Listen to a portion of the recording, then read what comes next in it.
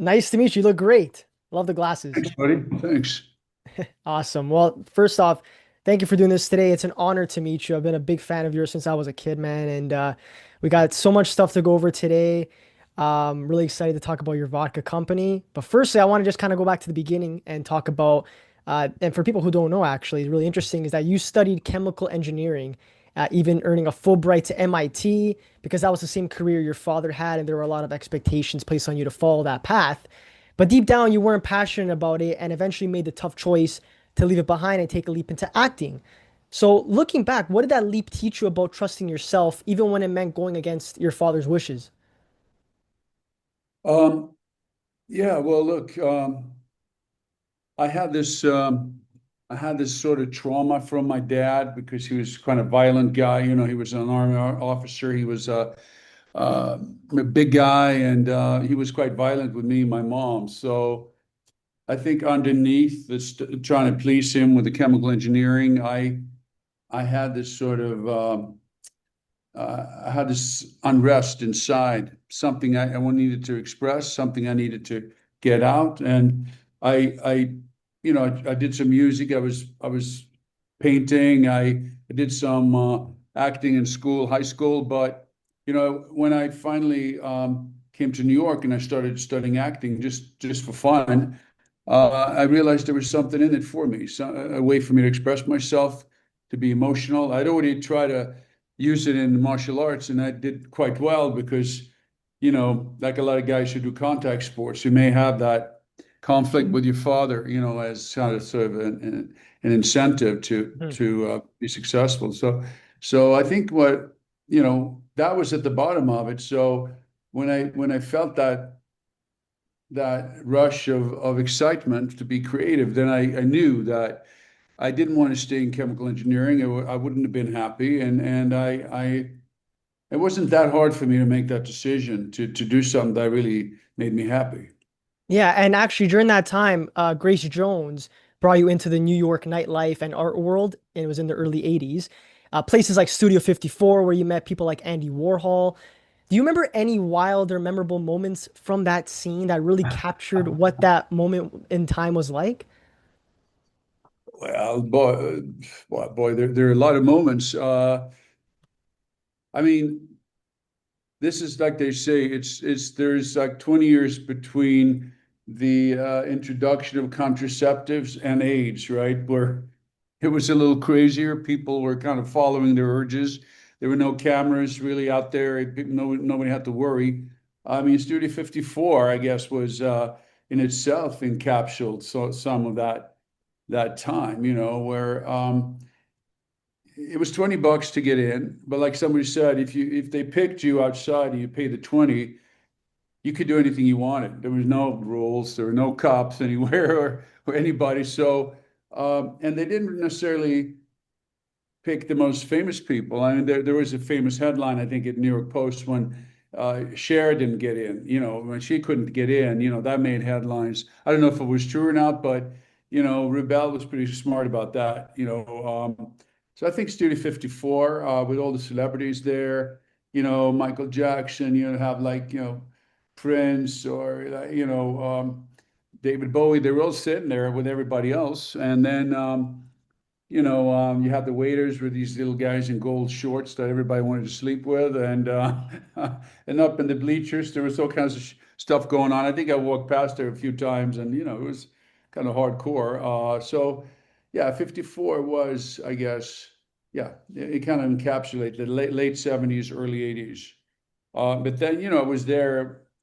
Then of course AIDS hit, and 84 or so, and then it sort of went downhill from there. I think also what happened was, for instance, cocaine and crack wasn't invented yet, so it wasn't really a street drug. Like these drugs weren't street drugs. People weren't like stealing, stereos and breaking into cars and stuff. So it was just the rich people, the well-to-do. So it wasn't a social problem. So there wasn't really a need to crack down on it like it became later, in the late 90s.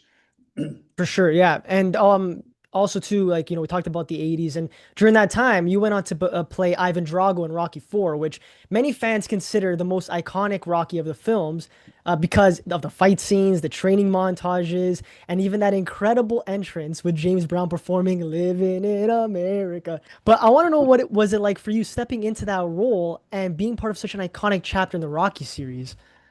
Oh, yeah, it was a big deal for me. I was a big Rocky fan. I'd seen when I first came to America to study in '76, study chemistry. I'd seen the first Rocky movie and people were cheering in the theater. And this is during the Iran hostage crisis and all of that. So America was kind of down on its luck. But in the third one, I was in Australia studying, and I played Eye of the Tiger when I was getting ready for my karate tournament.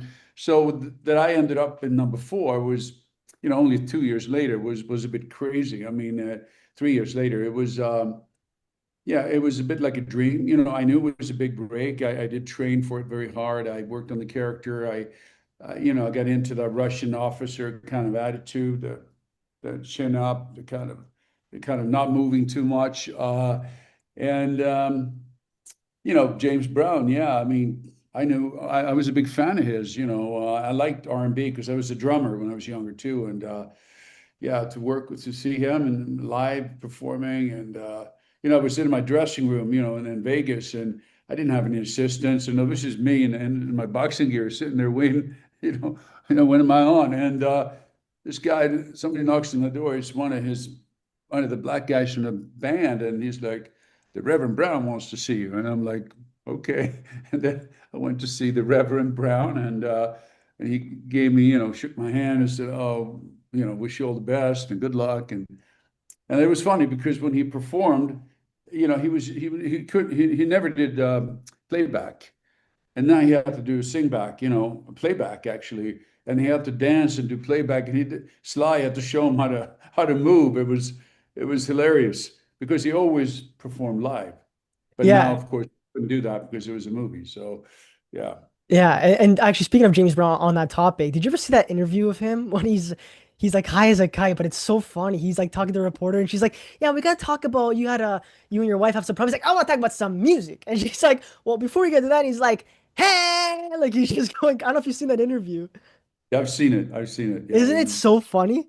was out there. Yeah, well, I was at the time we were shooting in Vegas, so I had James Brown, I had Sly Stallone, who was my director, my boss, my sparring partner. He was kind of tough on me, but he wanted to make a hit picture. He said, he's a pretty discerning director. And then I had Grace Jones, who I was going out with, who was not too excited about me getting tight with Sly. So I had there was this weird triangle going on that I had to navigate. But apart from that, it was a tremendous experience for a young Swedish kid to be involved in all of this. Yeah, and then I actually saw an interview with Sylvester Stallone. He was on the Tonight Show with Jimmy Fallon. He said that one of your punches during filming actually put him in the hospital for 4.5 days. Like, can you walk Yeah. us through that day and how that all happened? Like, what was going on that day?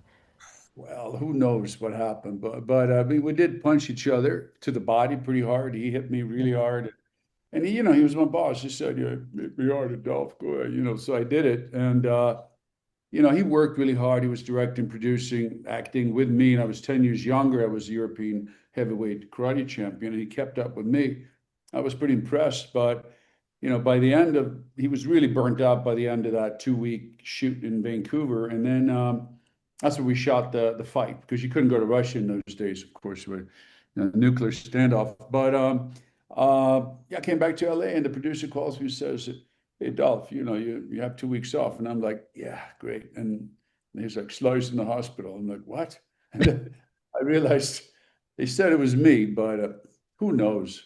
Who I knows? think When something you're in the zone, insurance yeah, when you're in the zone doing insurance that, scam. who knows? Who knows? Yeah, and Anyway, obviously we just talked about Rocky 4 and how physically intense that film was, but years later you actually faced an even bigger real fight when you were diagnosed with cancer. And I know you battled it for nearly a decade, and at one point doctors even told you that you only had like 2 or 3 years to live. Now, thankfully, you're cancer free, knock on wood.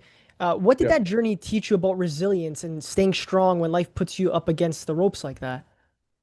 Wow. Yeah, good question. Look, I I thought I'd gone through some tough fights, show business and karate and boxing, but this was different because, you're faced with your own mortality. You have to somehow prepare for it, and you have to fight at the same time. So you have to sort of gather your strength while you kind of get ready to, if it should happen, like if you're a frontline soldier, every day could be your last day, so you have to be ready for it. But then you can't give up. You cannot give up. So it's that duality that, once you're in it, you kind of just do it automatically. And I did it for a number of years, especially about 2 or 3 years was pretty tough.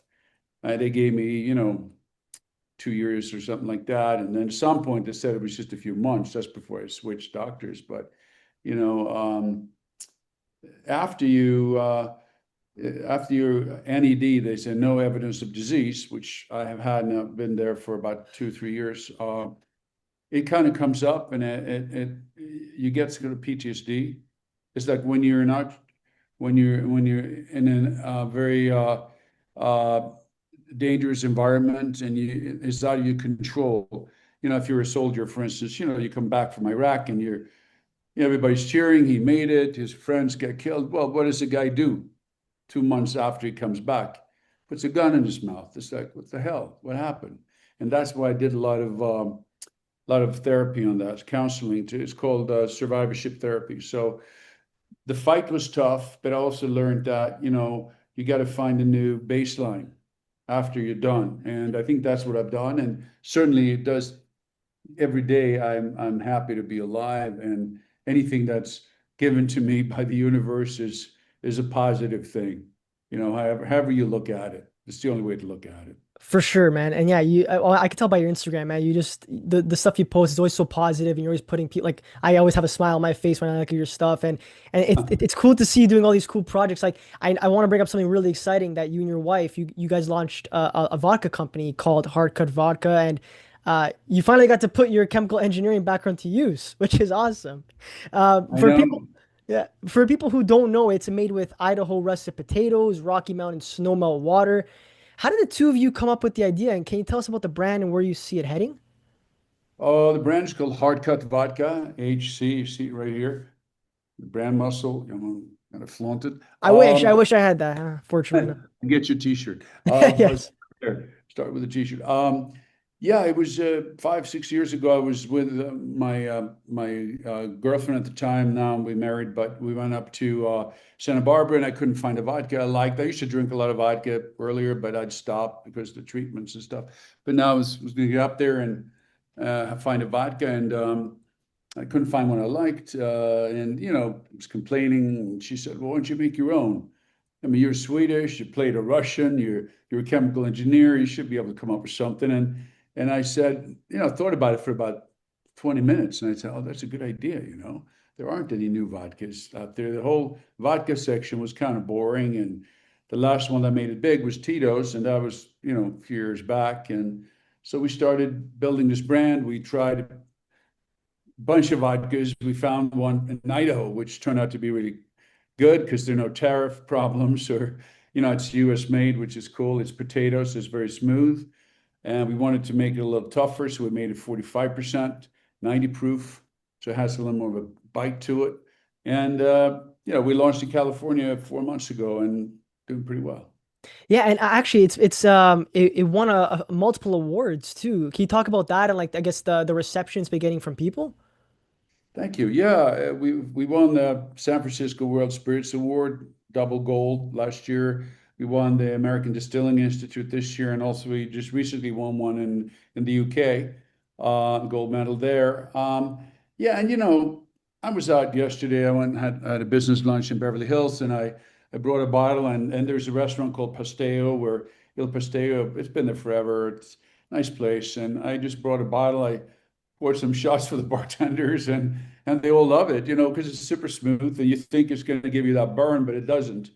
So yeah, so people respond very well to it. And we're serious about the actual taste, but we're not serious about the brand. We have some fun with it and trying to, like an action star, you gotta, be able to make fun of yourself to some degree. Of course, I totally agree, and I actually want to get one as well. Do you know when it is? I'm in Canada. Do you know when it'll be available in Canada? Canada, yeah, we're actually speaking to somebody about that.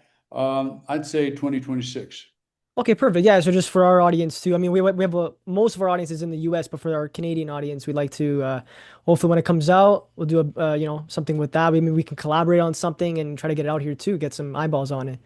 Let's do it, man. Yeah, I mean, Canada is that part of the vodka belt, right? It's Sweden, Russia, Northern England, all of those people that drink a lot of vodka because it just makes you feel better. Honestly, an honor to be speaking with you. And again, congratulations on your vodka company to you and your wife.